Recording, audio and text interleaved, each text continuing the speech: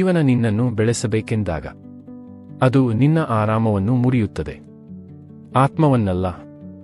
ಅದು ನಿನ್ನ ಸಹನೆಯನ್ನು ಪರೀಕ್ಷಿಸುತ್ತದೆ. ಕಾಯುವುದು ನಿನ್ನ ಶಕ್ತಿಯಾಗುವವರೆಗೆ.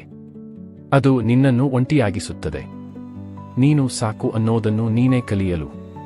ಸಮಸ್ಯೆಗಳು ಒಂದರ ಹಿಂದೆ ಒಂದು ಬರುತ್ತವೆ. ನಿನ್ನನ್ನು ನಿಲ್ಲಿಸಲು ಅಲ್ಲ, ನಿನ್ನನ್ನು ರೂಪಿಸಲು. ನೀನು ಬಯಸಿದ ಬಾಗಿಲುಗಳನ್ನು ಅದು ಮುಚ್ಚುತ್ತದೆ, ಏಕೆಂದರೆ ಇನ್ನೂ ಉತ್ತಮವಾದದ್ದು ಮುಂದೆ ಕಾಯುತ್ತಿದೆ ಎಂದು.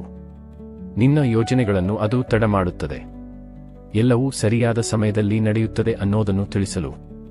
ಕೆಲ ದಿನಗಳು ತುಂಬಾ ಭಾರವಾಗಿರುತ್ತವೆ. ನೀನು ಎಲ್ಲವನ್ನೂ ನಿನ್ನನ್ನು ಪ್ರಶ್ನಿಸುತ್ತೀಯಾ? ಆದರೆ ಆ ದಿನಗಳಲ್ಲೇ ನೀನು ಹೆಚ್ಚು ಬೆಳೆದಿರುತ್ತೀಯಾ?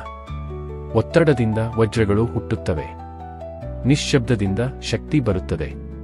ಆದ್ದರಿಂದ ಈಗ ಜೀವನ ಕಷ್ಟವಾಗಿದ್ರೆ ಬಿಡಬೇಡ.